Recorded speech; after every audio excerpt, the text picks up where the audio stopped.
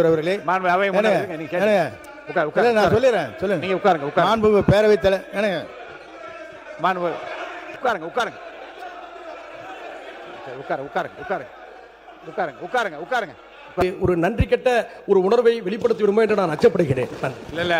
நன்றி உணர்வை கொஸ்டின் பண்ணக்கூடிய தகுதியெல்லாம் இங்க இருக்கக்கூடிய உறுப்பினருக்கு இல்ல. ஃபர்ஸ்ட் வாரம் பேசிட்டு இருக்கவர் இது என்னன்னா, ரெண்டாவது போன வாரம் வரைக்கும் மாத்தி பேசிட்டு இருந்தவருக்கு 5 வருஷம் கூட்டணி மாறுவர் என்ன கொஸ்டின் கேட்கிறாரு. சொல்லுங்க மக்கள். நன்றி கெட்ட அப்படின்ற வார்த்தையை வந்து கண்டிப்பா மிகவும் தடித்த வார்த்தைன்னு சொல்லிட்டேன். அவங்க எல்லாம் சேர்ந்து திமுகவும் அதிமுகவும் சேர்ந்து ஆட்சி அமைக்க முயற்சி செய்தார்கள் என்பதை எதிர்த்து தான் வெளியே வந்தனர்.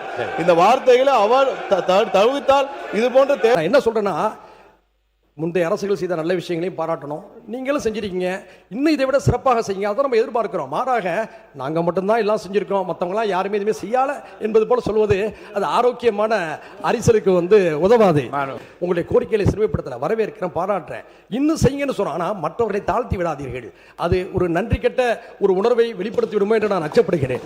இல்ல அவருக்கு பாருங்க, ஒரு விஷயம், முக்கியமான விஷயம். உட்காருங்கன்ற இல்லை, உங்களுக்கு அனுமதிக்கணும். உட்காருங்க. இருங்க. இல்லை நன்றி உணர்வு என்று பற்றி நீங்கள் சொன்னீங்க. மாண்புமிகு இல்லை நன்றி உணர்வோடு இருக்குன்னு சொன்னார். மாண்புமிகு அமைச்சர் அவர்கள் யாராலே வெற்றி பெற்றோம் என்பதை நினைவு கூர்ந்து இந்த அவையிலே அதை பதிவு செய்ததே ஒரு நன்றி உணர்வுடைய அடையாளம் தானே. மாண்புமிகு சட்டத்துறை அமைச்சர் உட்காருங்க. நீங்கள் உங்களை அனுமதிக்க போகிறேன். நீங்கள் கண்டிப்பாக பேசுங்க. உட்காருங்க. கண்டிப்பாக அனுமதிப்பேன். மாண்புமிகு பேரவைத் தலைவர் இல்லை, இந்த நன்றி கெட்ட அப்படின்ற வார்த்தையை வந்து கண்டிப்பா மிகவும் தடித்த வார்த்தையோட இருக்காருன்னு சொல்லிட்டேன். ஏன்னா பேசுறப்ப மிகவும் தெளிவாக சொன்னார். எதனால யாருக்கெல்லாம் நன்றி சொல்லி வந்தார். ஐயா காதர் மைதீன் அவர்களும் வந்து பாத்தீங்கன்னா, நாங்கெல்லாம் வந்து கண்ணியமிகு காகிதமில்லத் அவர்களை பார்த்ததில்லை. ஆனால் நான் ஐயா காதர் மைதீன் அவர்களை நேரில் சந்தித்த பொழுது அவ்வளவு கண்ணியமாக என்ன நடந்தது என்று அவர் எல்லாத்தையும் சொன்னார். எதனால் அவர் கூட்டணி விட்டு வெளியே வந்தார், எதனால இவங்கெல்லாம் சேர்ந்து திமுகவும் அதிமுகவும் சேர்ந்து பந்திப்போம் எல்லாம் சொன்னார். சொல்லிட்டு தான் வெளியே வந்தார். ஏதோ நன்றி கெட்ட தனமாக அப்படிலாம் இல்லை. இவர்கள் என்ன முயற்சி செய்தார்கள், அவங்க எல்லாம் சேர்ந்து திமுகவும் அதிமுகவும் சேர்ந்து ஆட்சி அமைக்க முயற்சி செய்தார்கள் என்பதை எதிர்த்து தான் வெளியே வந்தனர். இந்த வார்த்தைகளை அவர் தவிர்த்தால் இது போன்ற தேவையற்ற விவாதங்கள் இங்கே வராது. அதையெல்லாம் தெளிவாக அவர் பத்திரிகையில பேட்டியில சொல்லிட்டு தான் வந்தார். அதனால தேவையற்ற வார்த்தைகளை தவிர்த்தாலும் இது போன்ற விவாதங்கள் வராது. தெளிவாக இந்த அவையும் தெளிவாக செல்லும் என்பதை தெரிவித்துக் கொள்கிறோம். இனி ஒரு முடிவு இனி சம்பந்தப்பட்ட உட்காருங்க. ஒரு முடிவு சொல்லிடுறேன். உட்காருங்க. இனி மாண்புமிகு அமைச்சர் எந்த துறையை சார்ந்த அமைச்சர் பதிலளித்துக் கொண்டிருக்கிறாரோ அந்த துறை சார்ந்த அமைச்சருக்கு பதிலளிக்கிற வாய்ப்புக்கு தான் முன்னுரிமை வழங்கப்படும். அந்த வகையில் நம்முடைய மாண்புமிகு சிறுபான்மைத்துறை அமைச்சர் அவர் பேசி முடித்து விட்டார்கள். இஸ்லாமிய சமுதாயத்தைச் சேர்ந்த சட்டமன்ற உறுப்பினர் அந்த வாய்ப்பை நான் தந்து கொண்டிருக்கிறேன். முன்னாள் அமைச்சர் மெய்யநாதன் அவர்களுக்கு வாய்ப்பு தர வேண்டும் கேட்டு அவர் வாய்ப்பு நான் தருகிறேன். நீங்க பேசுங்க. தளபதி அவர்கள் இஃப்தார் நிகழ்ச்சியை நடத்தினாங்க. அன்னைக்கு இஸ்லாமியர் மார்க்கத்துக்கு மதிப்பும் மரியாதையும் கொடுத்து அன்னைக்கு ஒரு நாள் அவர் வந்து நோன்பு வச்சாரு. ஃபுல் டே காலையில் ஃபஜர் நமாஸ்லேருந்து சாயந்தரம் ஈவினிங் மக்ரிப் நமாஸ் வரைக்கும் அவர் வந்து தொழுகை பண்ணார். இஸ்லாமிய மார்க்கத்துக்கு ரொம்ப மதிப்பும் மரியாதையும் கொடுத்து அன்னைக்கு வந்து சும்மா ஒரு நிகழ்ச்சி பண்ணணும்னு பண்ணாமல் நோன்பு வைத்து காலையிலேருந்து எழுந்து உண்மையாக மார்க்கத்துக்கு மரியாதை கொடுத்து நோன்பு வைத்து இஸ்லாமிய மதத்துக்கு மரியாதையும் உணர்வுபரமா கொடுத்தாரு. அது பெருமையோடு நான் இந்த இடத்த பதிவு பண்ணிடுறேன். அதே மாதிரி ஒரே ஒரு விஷயம், தமிழக வெற்றி கழகத்தின் கொள்கை எதிரி பாஜக என எதற்கும் எதற்குமே அஞ்சாதவர் அன்னைக்கு வந்து எங்க தலைவர் சொன்னாரு. அது வந்து இஸ்லாமிய சமுதாயத்துக்கு முன்னாடி ரொம்ப பேசும் பொருளா இருந்தது. ஆனா வந்து நாங்க பாஜக எதிரி தான் நாங்க சொல்லிட்டு இருக்கோம். ஆனா எங்களை பார்த்து பாஜகவோட பி டீம்ன்றாங்க. ஆனா இன்னைக்கு மக்கள் எல்லாருமே தெரிஞ்சுக்கினாங்க யார் எந்த இடத்துல இருக்கிறாங்கன்றது மக்கள் தெரிஞ்சுக்கினாங்க. நான் இதை பதிவு பண்ணிடுறேன். உறுப்பினர் மதார் பத்ருதீன் அவர் மதார் பத்ருதீன் மாண்புமிகு பேரவைத் தலைவர் அவர்களே, இஸ்லாமிய சொல்லிடுறேன் சார். 2 நிமிஷம் மேகி நூடல்ஸ் தயார் பண்ற மாதிரி சீக்கிரம் 2 நிமிஷத்துல முடிச்சிடுறேன். No controversy please. இஸ்லாமிய மக்களுக்கு மாண்புமிகு புரட்சி தலைவி அம்மா அவர்கள் ரமலான் மாதத்துல அந்த அரிசியை மெட்ரிக் டன் 5700 உயர்த்தி தந்தாங்க. நாகூர் தர்காவுக்கு சந்தன கட்ட தந்தாங்க. திமுக சொல்றாங்க நாங்க 3.5 கொடுத்தாங்கன்னு சொல்லி இடஒதுக்கீடு கொடுத்தாங்கன்னு சொல்லி நாங்க தொடர்ச்சியாக எங்களுக்கு 10 விழுக்காடு வேணும்னு கேட்டோம்.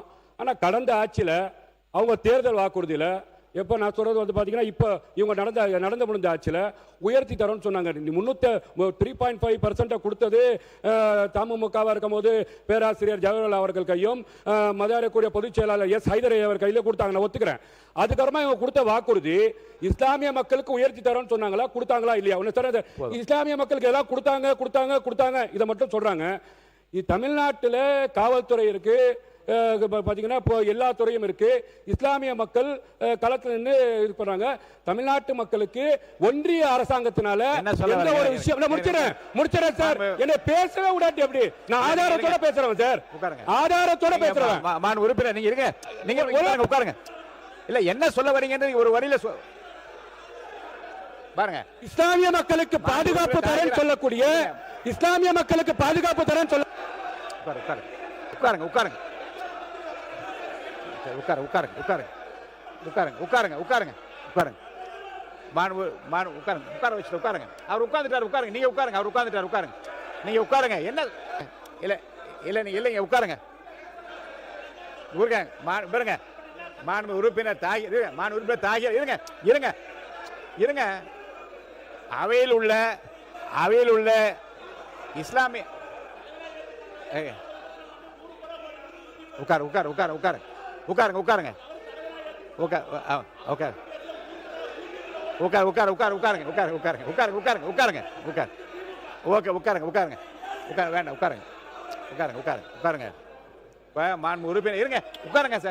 மாண்பு உறுப்பினர் தாகிரா அவர்கள் ஒரு நல்ல பதிவை சொன்னார்கள், நான் அதை வந்து அனுமதித்தேன். இருங்க உட்காருங்க. ஒருவர் இருங்க உட்காருங்க. இப்ப இருங்க தமிழகத்தை உட்காருங்க. தமிழகத்தை முன்னாலே ஆட்சி செய்தவர்கள் திராவிட முன்னேற்ற கழகமாக இருந்தாலும் சரி, அனைத்து இந்திய அண்ணா திராவிட முன்னேற்ற கழகமாக இருந்தாலும் அவர்கள் சிறுபான்மையினர் நலத்தை சார்ந்து செய்த திட்டங்களை எல்லாம் சொல்வதற்கு கூட நான் இங்கே அனுமதி அளித்தேன். இன்னொரு செய்தி கூட அவர் சொல்லாமல் விட்டுவிட்டார்கள். ஹஜ் பயணத்திற்கு நீங்கள் நிறைய செய்து கொண்டு வருகின்றீர்கள். கிறிஸ்தவர்கள் புனித பயணம் செல்வதற்கு ஏன் இன்னும் செய்யாமல் இருக்கிறாமா என்று புரட்சித் தலைவர் மாண்புமிகு முன்னாள் முதலமைச்சர் அவரிடம் நான் போய் கருத்து சொன்னேன். இந்தியாவில் யாரும் செய்யவில்லை. புனித பயணம் செல்வதற்கு, எருசலேம் செல்வதற்கு நீங்கள் உதவித்தொகை வழங்கலாம் என்று சொன்னேன். வீட்டிலேயே ஒரு கிறிஸ்துமஸ் விழா நடத்த சொன்னார்கள். மாண்புமிகு உறுப்பினர் மனோஜ் பாண்டே அவர்களுக்கு தெரியும். மாண்புமிகு ரவி பெர்னாட் எக்ஸ் எம்பி, இன்பதுரை போன்றவர்கள்லாம் இணைந்து நின்று ஒரு வீட்டிலேயே கிறிஸ்துமஸ் விழா நடத்தி அந்த ஆண்டு என்ன செய்தார்கள் என்றால் 500 பேருக்கு 20,000 ரூபாய் என்று எருசலேம் புனித பயணம் செல்வதற்கு அன்றைக்கு ஆட்சி பொறுப்பில் இருந்தவர்கள் உடனடியாக உத்தரவு கொடுத்தார்கள். நான் சொல்வதற்கு காரணம் என்னென்றால் அவ்வப்போது அரசனுடைய கவனத்திற்கு சிறுபான்மை மக்களது பிரச்சனைகளை கொண்டு செல்கிற போது முந்தைய ஆட்சியாளர் என்ன செய்தார்கள் எல்லாம் சொன்னார்கள். இப்போது மாண்புமிகு சிறுபான்மைத்துறை அமைச்சர் பேசுவது நான் என்ன புரிந்து கொள்கிறேன் என்றால், உங்களை காட்டிலும் விஞ்சி நிற்கிற பணிகளை செய்வதற்கு நாங்கள் தயாராகிவிட்டு அந்த அறிவிப்புகளை பார்த்துவிட்டு சொல்கிறார். அவர் பேசி முடிக்கட்டும், நீங்க பேசி முடிக்கலாம். என்னது அதுதான் சொல்லிட்டீங்களே, நீங்க நிறைய சொல்வதற்கு அனுமதித்தனா இல்லை. பாருங்க, உங்கள் சார்பில் உங்கள் ஆட்சி சார்பில் செய்தெல்லாம் சொல்வதற்கு மாண்புமிகு அமைச்சர் முன்னாள் அமைச்சர் சொன்னதை அனுமதித்தேன், இந்த பக்கம் செய்து அனுமதித்தேன்.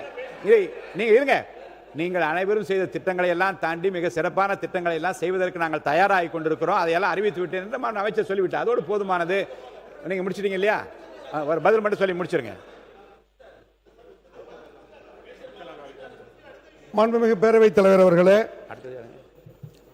ஏற்கனவே இருந்த எந்த ஆட்சியும் குறை சொல்லாமல் கண்ணியமான முறையில் கான்ட்ரவர்சி இல்லாமல் இதுவரை 20 அறிவிப்புகள் சிறுபான்மை சமுதாயம் முதல் தரம் தான் அதை பதிவு பண்ணுறேன். ஏன் அவங்க தானே எதிர்த்து அட்டெண்டன்ஸ் போடுறாங்கன்னு எனக்கு தெரியல. அது இல்லாமல் நன்றி கொஸ்டின் பண்ணக்கூடிய தகுதியெல்லாம் இங்க இருக்கக்கூடிய உறுப்பினருக்கு இல்ல. ஃபர்ஸ்ட் ஏன்னா வார வாரம் பேசிட்டு இருக்கவர் என்னன்னா இது என்னன்னா, ரெண்டாவது போன வாரம் வரைக்கும் மாத்தி பேசிட்டு இருந்தவருக்கு 5 வருஷம் கூட்டணி மாறவர் என்ன கொஸ்டின் கேட்கிறாரு அவரு. சொல்லுங்க மக்கள் அது ஃபர்ஸ்ட் அவருக்கு தெரியும். என்ன நன்றி அவரு மாண்புமிகு பேரவைத் தலைவர் அவர்களே, மாண்புமிகு நேற்று மாண்புமிகு உறுப்பினர்கள் பேசி முடித்தாகிவிட்டது. அமைச்சர் பதிலளிக்க பிறகு மானிய கோரிக்கை குறித்து வாக்கெடுப்பு. மக்கள் நலத்துறை அமைச்சர் உட்காருங்க சார், உட்காருங்க, எடுக்கலாம். அமைச்சர் பாருங்க. மாண்புமிகு பேரவைத் தலைவர் அவர்களே, நேற்றே 10க்கும் மேற்பட்ட உறுப்பினர்கள் இது குறித்து பேசியாகிவிட்டது. அந்தந்த ஆட்சியில் அவர்கள் என்ன சிறுபான்மையினருக்காக என்னென்ன செய்தார்கள் என்று சொல்லியாகிவிட்டது.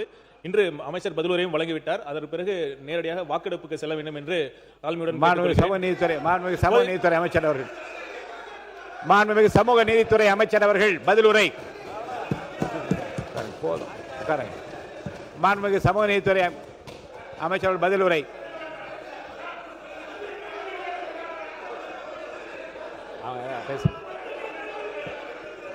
மாண்புமிகு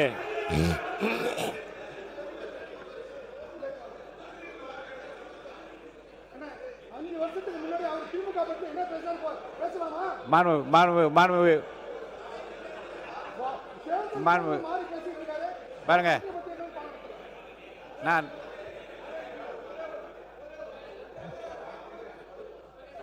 மாண்புமிகு உறுப்பினர் கே நேரு அவர்கள். அவர் உங்களுக்கு உங்களுடைய ஆட்சியை உங்களுடைய தலைவர்களை பற்றி புகழ்ந்து பேசினார். அவரை பார்த்து தமிழ் மன்சாரியை பார்த்து நன்றி சொல்வதற்கு முடியாதுன்னு சொல்ற தகுதி இல்லைன்னு சொல்றாரு. அது எப்படின்னு தெரியுது? அது எப்படி சொல்றது? தமிழ் மன்சாரியை பேச சொல்லுங்க. மாண்புமிகு அவை முன்னவர் அவர்கள்.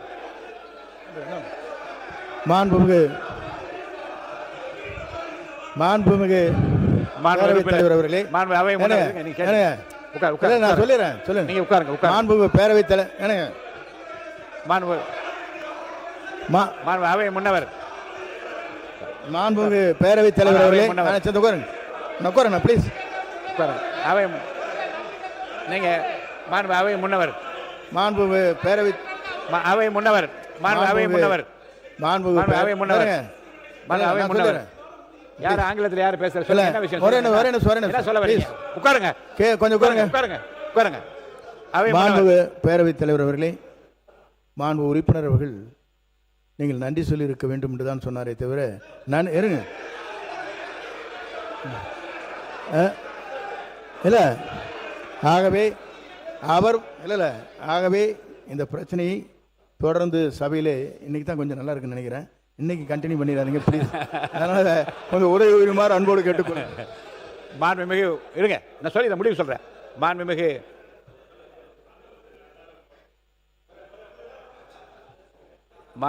உறுப்பினர் அவர் பேசிய உடனே நான் சொன்னேன், வேறு கட்சியில் எந்த ஆளுங்கட்சி பொறுப்பில் அமைச்சராக உட்காருங்க உட்காருங்க உட்காருங்க உட்காருங்க. மாண்பு உறுப்பினர் உட்காருங்க. மாண்பு உறுப்பினர் உட்கார சொல்லுங்க. அவரை அமைச்சர் நீங்க பாருங்க, நீங்க பாருங்க உட்காருங்க. மாண்பு அமைச்சர் உட்காருங்க.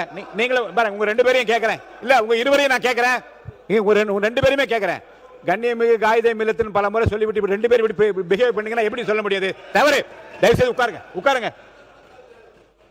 அவர் நன்றி உங்களை பற்றி நன்றி நினைவுகள் என்று சொன்னவன் என்ன சொன்னேன், அங்கே இருந்து இங்கே வந்தாலும் கூட தன்னை ஜெயிக்க வைத்த மக்களுக்கு நன்றி சொன்னாரா இல்லையான்னு நான் கேட்டேன். அதோட அந்த பிரச்சனை முடிந்து விட்டது.